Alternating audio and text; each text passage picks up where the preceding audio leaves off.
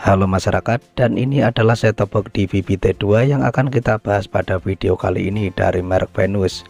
Untuk serinya mini cabai rawit built-in VT7601 dongle WiFi.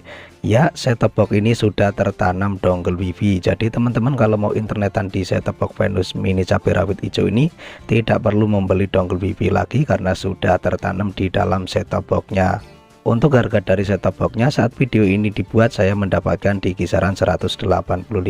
Saya beli di marketplace atau online shop.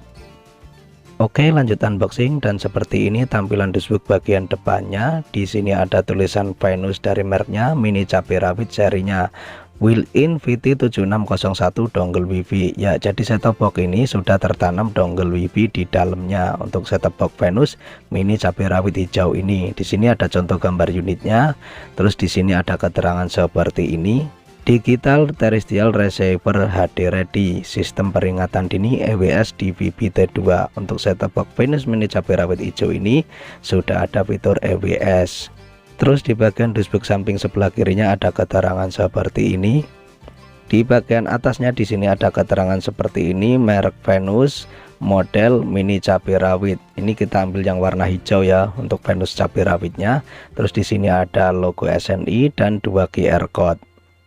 Untuk bagian dashboard samping sebelah kanannya ada keterangan seperti ini, sama seperti keterangan yang ada di dashboard samping sebelah kiri. Dan seperti ini untuk tampilan dashboard bagian belakangnya, mirip-mirip dengan dashboard bagian depan. Yang membedakan di sini hanya ada gambar seperti ini. Oke, dan ini adalah kelengkapan isi paket saat kita membeli set-top box-nya dengan harga 185.000-an. Yang pertama di sini kita mendapatkan kabel RCA, 2 baterai AAA untuk remote-nya.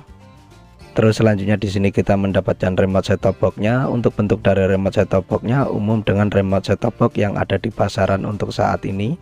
Yang membedakan di sini hanya ada logo Venus. Terus selanjutnya di sini kita mendapatkan kepala adaptor dan kabel USB-C untuk power set-top box-nya. Selanjutnya di sini kita mendapatkan buku petunjuk. Jadi buat teman-teman yang masih bingung bisa baca-baca dulu di buku petunjuknya, atau yang masih bingung juga bisa ikutin video ini sampai selesai. Terus selanjutnya di sini kita juga mendapatkan kartu garansi, masa berlakunya 1 tahun. Untuk klaim garansinya tentunya syarat dan ketentuannya berlaku. Terus di sebelah sini juga ada alamat service centernya. Oke, tentunya di sini kita juga mendapatkan unit set-top box-nya. Untuk warna dari unit set-top box-nya hijau hampir di keseluruhan bagian. Terus di bagian atas sini dia ada keterangan seperti ini. Untuk bahan materialnya di sini menggunakan plastik yang cukup tebal. Di bagian atas ini ada lubang sirkulasi udara. Di bagian samping sebelah kiri juga ada lubang sirkulasi udara. Terus ada stiker seperti ini. Di bagian samping sebelah kanan di sini ada lubang sirkulasi udara juga. Terus di sebelah sini ada stiker SNI dan di sebelah sini ada stiker segel dari Venus. Di bagian bawahnya di sini juga full lubang sirkulasi udara. Terus di sini ada stiker seperti ini lagi.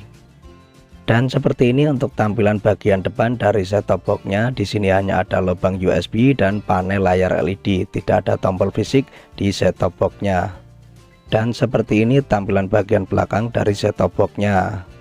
Mulai dari kiri di sini ada lubang colokan RF in buat nyolokin kabel antena, RF out, AV. Jadi fungsi lubang AV ini kita gunakan sebagai colokan kabel AV atau RCA. Tadi kita juga mendapatkan kabel RCA atau AV. Terus selanjutnya di sini ada lubang HDMI. Dan di sebelah sini ada lubang power tipe C, DC input 5 volt 1 ampere. Oke, untuk instalasi agar set-top box kita bisa terhubung ke semua jenis TV termasuk TV tabung, kita bisa gunakan kabel bawaan dari set-top box-nya, yaitu kabel jack 3,5 mm AV atau RCA. Kabel ini sudah ada dalam satu paket di set-top box-nya. Untuk penggunaannya gampang, kita colokkan saja kabel AV 3,5 mm-nya ke lubang AV yang ada di set-top box-nya sebelah sini. Terus ujung kabel RCA satunya lagi kita colokkan di lubang RCA yang ada di TV kita. Kita tinggal menyesuaikan saja warnanya. Kuning colok di lubang kuning, putih ke putih, dan merah ke merah. Terus selanjutnya di sini untuk TV yang sudah support menggunakan kabel HDMI, saya sarankan gunakan kabel HDMI. Untuk kabel HDMI seperti ini belinya terpisah ya. Untuk penggunaannya gampang, kita tinggal colokkan di lubang HDMI yang ada di set top box sebelah sini. Terus ujung kabel HDMI satunya lagi kita colokkan di lubang HDMI yang ada di TV kita. Oke. Selanjutnya di sini kalian tinggal pilih ingin menggunakan kabel RCA atau menggunakan kabel HDMI. Jika ingin menggunakan kabel HDMI, kita copot saja untuk kabel Avito RCA-nya. Jadi di sini kita gunakan kabel HDMI untuk menghubungkan dari set-top box ke TV-nya. Selanjutnya di sini untuk kabel antena kita tidak colokkan langsung ke TV ya. Jadi untuk kabel antena kita colokkan di set-top box. Kita colokkan di lubang RF in yang ada di set-top box-nya.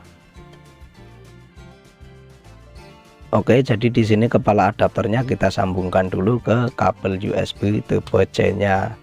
Di sini kita jangan colokkan dulu di set-top box-nya, kita atur dulu layar TV kita. Oke, jadi di sini sebelum kita menghidupkan set-top box-nya, kita atur dulu layar TV kita menggunakan remote TV-nya. Untuk pengguna TV tabung, klik tombol AV yang ada di remote TV. Untuk pengguna TV LED, kita klik tombol input yang ada di remote TV. Untuk TV LED yang menggunakan kabel RCA, sumber input pilih AV. Untuk TV LED yang menggunakan kabel HDMI, sumber input pilih HDMI. Terus kita klik OK. Oke, jika kita di sini sudah atur layar TV kita, selanjutnya di sini kita colokkan kabel power Type C-nya ke lubang DC input 5 volt 1 ampere yang ada di set-top box. Di sini untuk pertama kali kita hidupkan set-top box-nya itu cukup colokan kabel powernya ke colokan listrik yang ada di rumah kita. Nah, nanti setelah kita selesai instalasi baru kita untuk menghidupkan dan mematikan set-top box-nya cukup menggunakan remote set-top box-nya aja. Oke, dan seperti ini untuk tampilan awal saat pertama kali set-top box kita hidupkan. Mulai dari sini saat kita setting set-top box-nya sudah menggunakan remote set-top box-nya. Di sini yang perlu pertama kita atur yaitu di sini ada tulisan masukkan kode lokasi. Untuk kode lokasi itu kita masukkan saja kode pos di mana tempat kita tinggal masing-masing. Untuk lokasi saya Jakarta Barat 11270. Jika kita sudah masukkan kode pos di mana tempat kita tinggal masing-masing, terus kita klik OK. Selanjutnya di sini kita pilih bahasa, ada English dan Indonesia, kita pilih Indonesia saja. Selanjutnya di sini atur resolusi layar Anda, bisa pilih deteksi otomatis atau pilih yang lainnya. Karena di sini saya menggunakan kabel HDMI, saya pilih yang ini. Tapi buat kalian yang bingung, kalian bisa pilih deteksi otomatis saja ya. Saya pilih yang 1920x1080 f50i. Itu cocok untuk kabel HDMI dari set-top box disalurkan ke TV. Selanjutnya di sini jika muncul notif seperti ini, kita geser ke kanan, pilih melanjutkan. Oke, selanjutnya akan muncul pengaturan seperti ini lagi. Hubungkan menggunakan WiFi, hubungkan menggunakan internet atau kabelan, atau kita lewati pengaturan jaringan. Yang di bagian atas ini sebenarnya kita bisa hubungkan dengan WiFi rumah jika kalian punya, atau buat yang nggak punya bisa hubungkan ke hotspot WiFi dari HP. Oke, di sini kita lewati dulu pengaturan untuk hubungkan ya, karena nanti kita juga akan bahas cara menghubungkannya. Kita lanjut, kita lewati pengaturan jaringan. Selanjutnya jika muncul notif seperti ini, kita klik OK untuk melanjutkan. Terus jika muncul notif seperti ini, kita klik OK. Oke, jadi di sini adalah proses pencarian sinyal TV digitalnya. Sekedar tambahan informasi, untuk antena yang saya gunakan yaitu antena intrazeus, antena outdoor atau antena luar intrazeus. Untuk lokasi Jakarta Barat biasanya mendapatkan kurang lebih 45 channel TV digital. Dan buat teman-teman yang minat untuk seperti antena yang saya gunakan, bisa cek link yang ada di deskripsi. Oke, jadi di sini kita mendapatkan 47 channel TV digital. Ada SCTV, ada RCTI, ada Net TV, ada Kompas TV, ada juga TVRI Nasional. Oke, selanjutnya di sini untuk mengecek kekuatan dan kualitas setiap sinyal TV digitalnya, kita klik tombol info yang ada di remote set-top box-nya. Tombolnya ada di sebelah sini, di sebelah tombol power. Kita klik tombol info sebanyak 2 kali, nanti akan muncul notifikasi info seperti ini. Selanjutnya di sini kita akan tes untuk kecepatan perpindahan channelnya menggunakan tombol navigasi atas atau navigasi bawah yang ada di remote set-top box-nya secara langsung. Di sini kita bisa lihat untuk setiap perpindahan channel TV digitalnya, di sini videonya tidak diedit dipercepat ataupun diperlambat. Jadi di sini kita bisa nilai bersama. Menurut saya pribadi di sini untuk perpindahan setiap channel TV digitalnya cukup responsif. Jarak waktunya itu ada yang 1 detik, ada juga yang 2 detik. Jadi jarak untuk perpindahan setiap channel TV digitalnya itu kurang lebih 1-2 detik. Di sini kita bisa lihat bersama. Menurut saya pribadi ini cukup responsif untuk perpindahan setiap channel TV digitalnya. Dan seperti ini untuk tampilan menu dari set-top box-nya. Untuk membuka menu yang ada di set-top box-nya, kita klik tombol menu yang ada di remote set-top box-nya. Untuk berpindah menu kita bisa klik tombol arah yang ada di sini. Untuk memilih menu kita bisa klik tombol OK, dan untuk kembali atau keluar kita bisa klik tombol exit yang ada di remote set-top box-nya. Di bagian menunya yang pertama di sini ada tampilan kotak layar kecil menampilkan siaran TV digital yang sedang kita tonton. Di sini untuk tampilan layar TV kecilnya kita cabut antenanya ya, karena berbahaya kalau kita menampilkan siaran TV terlalu lama yang diupload ke YouTube. Kalau untuk penggunaan pribadi itu bebas tanpa aturan, bisa ditonton sampai berjam-jam di bagian layar kotak kecil sini. Oke, lanjut. Jadi di sini kita akan coba semua menu yang ada di set-top box-nya. Kita mulai dulu dari menu rekam, musik, dan film. Untuk membuka ketiga menu ini, set-top box kita harus dicolokkan dulu dengan flash disk. Terus selanjutnya di sini ada menu saluran. Di bagian menu saluran yang pertama di sini ada pengelola saluran. Kita klik OK. Di bagian pengelola saluran di sini kalian bisa atur urutan channel TV digitalnya atau ingin mengganti nama channel TV digitalnya.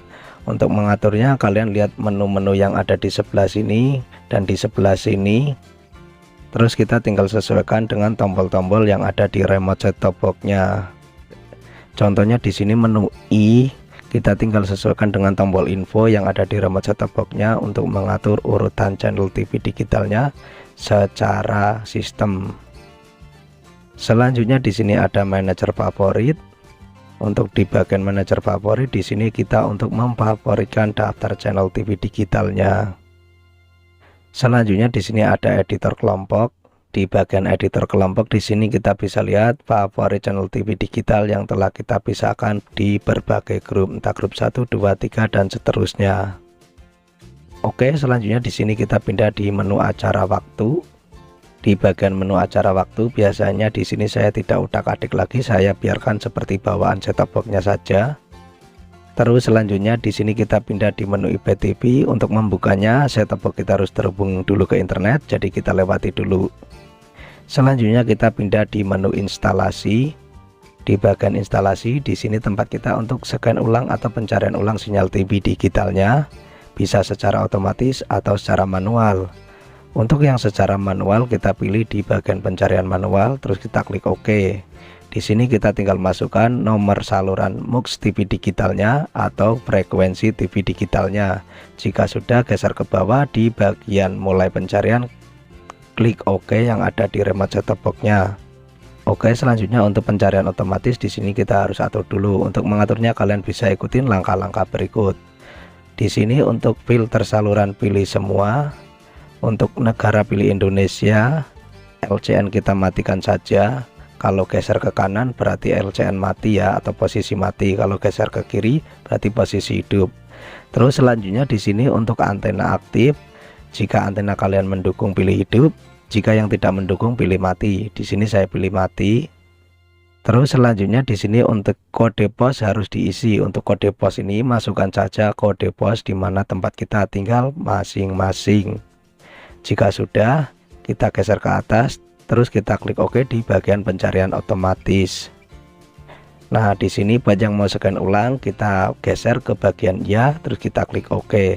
Karena di sini kita tidak akan scan ulang, jadi kita klik tombol exit yang ada di remote set-top box-nya. Oke, selanjutnya kita pindah di menu pengaturan.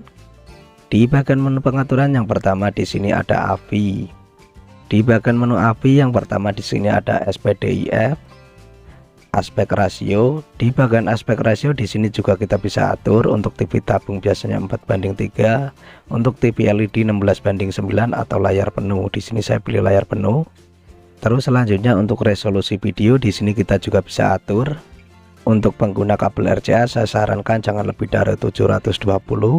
Untuk pengguna kabel HDMI bebas, kalian mau pilih yang mana aja.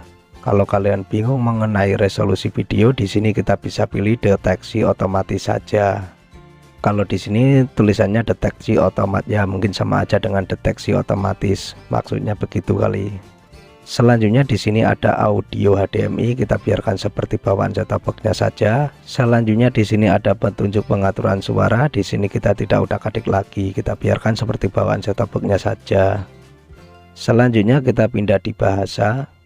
Di bagian bahasa di sini kita juga tidak utak-atik lagi, kita biarkan seperti bawaan set-top box-nya saja.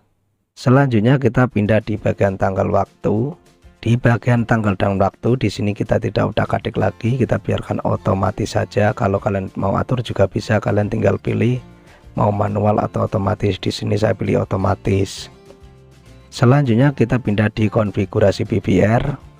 Di bagian konfigurasi BVR di sini tempat kita untuk pengaturan fitur time shift dan record layar TV-nya. Selanjutnya kita pindah di pengaturan OSD.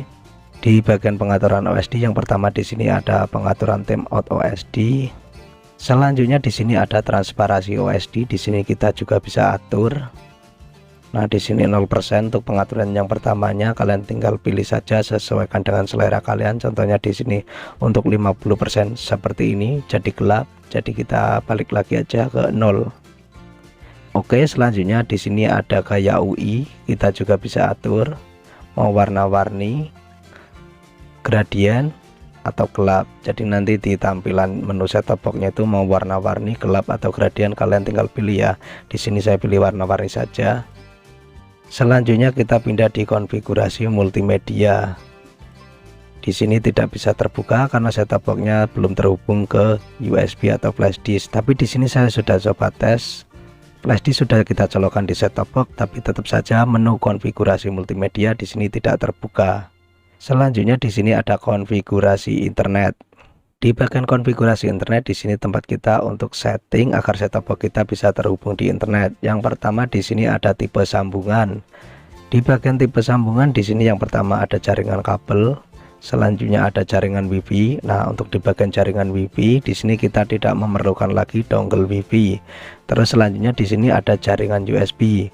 Kita bisa menggunakan kabel charger sebagai alat penghubung internetnya, kita sambungkan dari HP ke set-top box. Nanti kita juga tutorialkan, jadi jangan kemana-mana. Selanjutnya di sini ada jaringan kabel. Nah, mungkin untuk yang jaringan kabel ini kabel LAN ya, tapi kita harus pilih lagi konverter LAN atau USB. Oke, di sini kita pilih jaringan WiFi. Selanjutnya kita geser ke bawah, di bagian konfigurasi kita klik OK.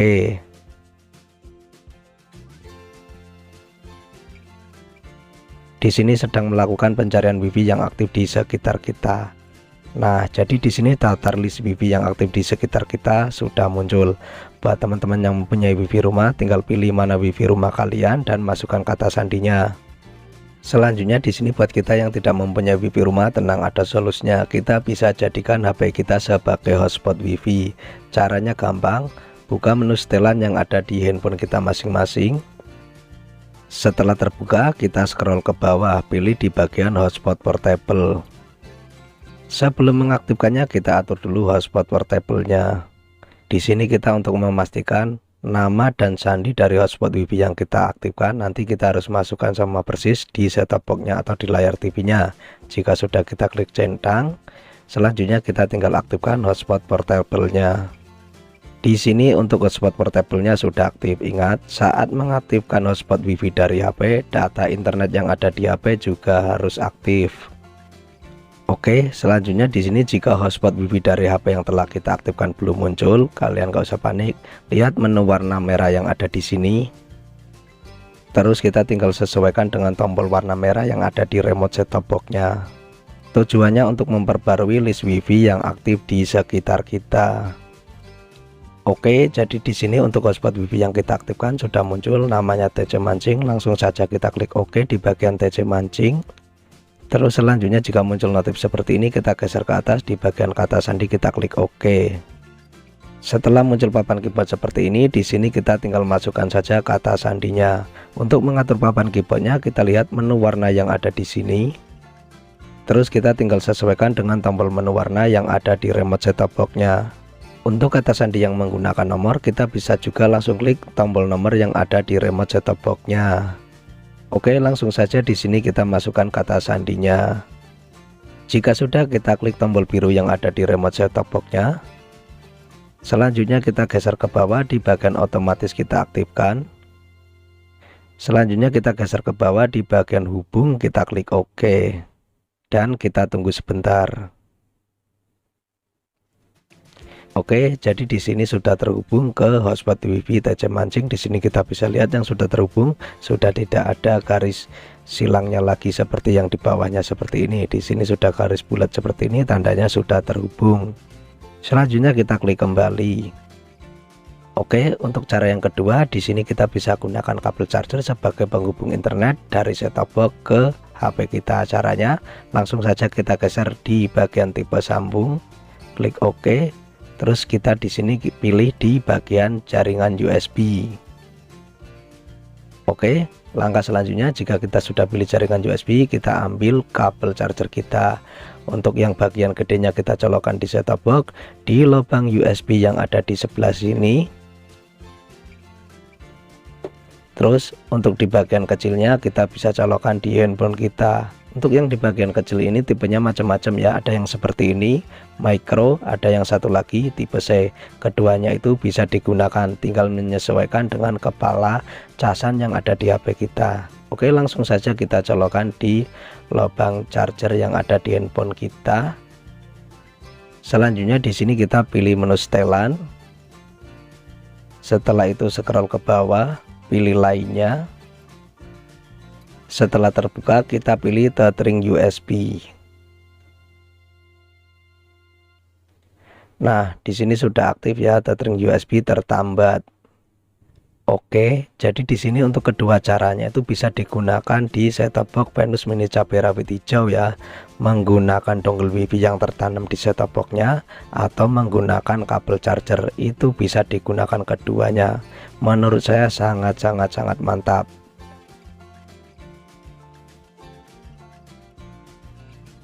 Oke, jadi di sini sebelum kita lanjut pengetesan fitur internetnya, yaitu kita coba aplikasinya, kita coba menu yang lainnya dulu.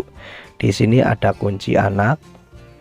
Di bagian kunci anak, di sini untuk memasukkan kata sandinya 04 kali untuk kata sandi awal. Selanjutnya di sini ada standby otomatis. Nah, di sini untuk standby otomatis kita bisa atur 1 jam, 2 jam, atau 3 jam atau mati. Fungsi standby otomatis di sini jika set-top box kita nyalakan itu tidak ada pergerakan atau perpindahan channel, bukan set-top boxnya yang digerak-gerakan ya, maksudnya kayak perpindahan channel, pembesaran volume, alias kita tertidur dalam waktu yang kita tentukan 1 jam atau 2 jam atau 3 jam, set-top boxnya akan mati otomatis. Tapi di sini saya pilih mati saja. Selanjutnya di sini ada upgrade. Di bagian upgrade sayangnya di sini hanya ada satu fitur, upgrade software dengan USB atau menggunakan flash disk, tidak ada upgrade menggunakan via internet. Selanjutnya kita pindah di reset pabrik. Di bagian reset pabrik, kalau kita klik OK, dia akan minta sandi seperti ini. Untuk memasukkan sandi atau PIN-nya 04 kali. Selanjutnya kita pindah di versi. Di bagian versi di sini kita bisa lihat informasi seperti ini. Di bagian versi di sini kita bisa lihat versi hardware-nya di VVT2_ISDBT dan seterusnya. Terus untuk versi software-nya 512 MB, versi FB-nya di sini 1_0 dan seterusnya. Terus yang paling penting di sini kita cek tanggal pembuatan, tanggal 11 bulan 8 tahun 2023. Termasuknya software yang masih fresh, tergolong masih baru, mantap. Oke, selanjutnya kita kembali ke menu utama. Di sini kita coba tes untuk fitur internetnya atau fitur aplikasinya. Yang pertama di sini ada IPTV. Untuk di bagian IPTV di sini kosong, tidak ada isinya. Selanjutnya kita pindah di bagian menu aplikasi. Di bagian menu aplikasi juga sama, ternyata di sini isinya menu IPTV. Kita klik kembali langsung aja. Selanjutnya di sini ada menu YouTube. Tapi kalau kalian mau lebih lengkap lagi, kita pilih di bagian menu video online. Di bagian menu video online setelah terbuka di sini ada 4 aplikasi. Yang pertama ada YouTube, TikTok, YouTube Kids, dan WeTV. Kita coba satu persatu apakah berfungsi semua. Kita mulai dulu dari aplikasi YouTube. Setelah YouTube-nya terbuka, kita tinggal pilih salah satu videonya untuk kita putar. Di sini untuk video online dari YouTube berputar dengan lancar. Selanjutnya di sini kita akan coba tes untuk pencarian judul video YouTube atau nama channel YouTube. Kita geser ke kiri. Terus selanjutnya kita geser ke atas di bagian search. Jika sudah muncul papan keyboard seperti ini, kita geser ke kanan. Kita tinggal masukkan saja kata kuncinya, entah judul video atau nama channel YouTube. Di sini saya akan mencari nama channel YouTube saya satunya lagi, yaitu TC Mancing. Jika sudah, selanjutnya kita geser ke kanan di bagian search, kita klik OK. Di sini untuk pencarian channel YouTube saya satunya lagi berhasil. Untuk memutar videonya, kita tinggal pilih salah satu videonya aja. Di sini untuk video online dari hasil pencarian juga berputar dengan lancar. Terus untuk mengubah resolusi video online yang ada di YouTube, klik tombol info yang ada di remote set-top box-nya. Terus jika sudah muncul notif seperti ini, kita klik tombol arah bawah yang ada di remote set-top box-nya. Kita klik tombol arah atas. Terus untuk bergeser antara 220 dan 720, kita klik kedua tombol ini untuk bergesernya. Di sini sayangnya hanya ada dua pilihan, 720 dan 240. Jadi kalau internet kalian di rumah kurang cepat, pilih 240. Kalau yang cepat pilih 720. Jika sudah, klik tombol OK. Terus selanjutnya di sini kalau kita mau bergeser menu dari resolution, kita klik dulu tombol arah bawah yang ada di remote set-top box-nya. Kalau mau geser ke menu sebelahnya, kita klik antara kedua tombol ini. Di sini kita bisa pindah ke bagian pengaturan speed, audio, dan screen feed. Oke, jadi di sini untuk aplikasi YouTube-nya, untuk memutar video online dan mencari judul video atau nama channel YouTube-nya itu bisa berjalan dengan normal ya, alias berfungsi mantap. Selanjutnya kita pindah di aplikasi TikTok. Setelah terbuka, kita tinggal pilih salah satu videonya. Di sini untuk video online dari TikTok berputar dengan lancar. Selanjutnya kita pindah di aplikasi YouTube Kids. Setelah terbuka di sini kita tinggal pilih menunya. Setelah terbuka lagi kita tinggal pilih salah satu videonya. Di sini untuk video online dari YouTube Kids juga lancar. Selanjutnya kita pindah di aplikasi WeTV. Setelah terbuka di sini kita bisa langsung pilih videonya atau kita pilih menunya dulu. Di sini kita pilih di film. Setelah terbuka, geser ke kanan, pilih salah satu video yang ingin kita putar. Contohnya di sini kita pilih yang ini. Setelah terbuka kita klik OK lagi. Di sini kita bisa lihat video online dari WeTV juga lancar. Yap, sampai di sini dulu video pembahasan dari set-top box Venus Mini cabai rawit hijau. Sedikit tambahan informasi, sebelum video ini dibuat saya sudah melakukan pengetesan set-top box-nya, kita nyalakan selama 12 jam nonstop. Dan untuk set-top box ukuran bodi sekecil ini, set-top box-nya itu tidak panas, bahkan bisa dibilang adem, cuma hangat doang sedikit. Dan yang paling saya suka dari set-top box ini, dia itu sudah tertanam wifi di dalam set-top box-nya. Untuk ukuran bodi set-top box yang sekecil ini sudah tertanam wifi, menurut saya sangat-sangat rekomendasi buat teman-teman yang lagi nyari set-top box di VBT2, karena tidak usah membeli dongle wifi lagi untuk menikmati fitur internet yang ada di set-top box-nya. Mantap, pokoknya sangat-sangat saya rekomendasikan. Mudah-mudahan video kali ini bermanfaat dan mudah-mudahan video kali ini gampang dimengerti untuk semua kalangan. Like jika suka dengan video ini dan dislike aja buat yang nggak suka. Terima kasih dan kita ketemu lagi di video berikutnya.